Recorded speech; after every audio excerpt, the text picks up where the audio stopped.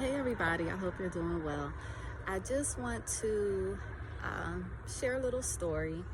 Last week on Wednesday, I saved a baby bird right here.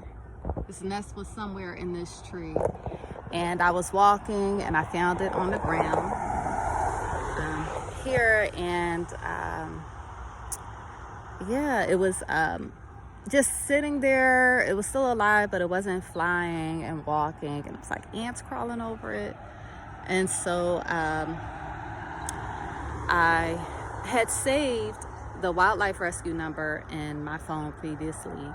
So I was calling all these numbers, and finally I got to someone who said they could take the bird. But they were a half an hour away, and I drove them. So I just want to share this with you in case you encounter a bird. I want to share some things I learned with you so that you can apply it as well. So if you find a baby bird on the ground, if it's hopping around a bit, like walking, hopping, it's a fledgling and it's learning how to fly. And its parents are nearby, so you can leave the baby bird alone. It's not in danger, it's fine. It's just learning how to fly. And this particular bird, though, was just sitting. It could not fly. It only had a few feathers. It didn't even have a tail yet. So when I dropped it off, the rescue volunteer, she told me that it was not yet a fledgling, and it did need to be taken in. Otherwise, it wouldn't survive. It was a robin, and they don't feed their babies on the ground. So I actually have a video of me, dropping a baby bird off, so I'll share that with you.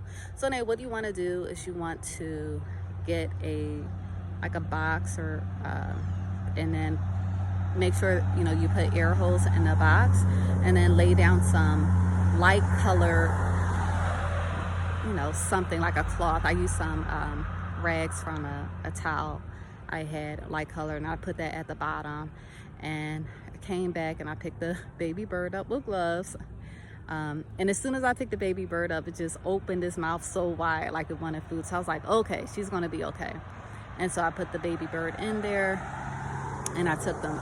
If I couldn't take the baby bird right away, then I would have, as they instructed, just put it somewhere where it was warm and in the shade.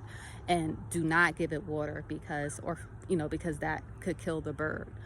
And when I dropped it off, the volunteer, Miss Nora, she just shared some things with me. And she had said, I looked at her log. I had the log that I was dropping the bird off. And I saw that people were dropping birds off to her every day, sometimes multiple birds a day, or multiple drop-offs.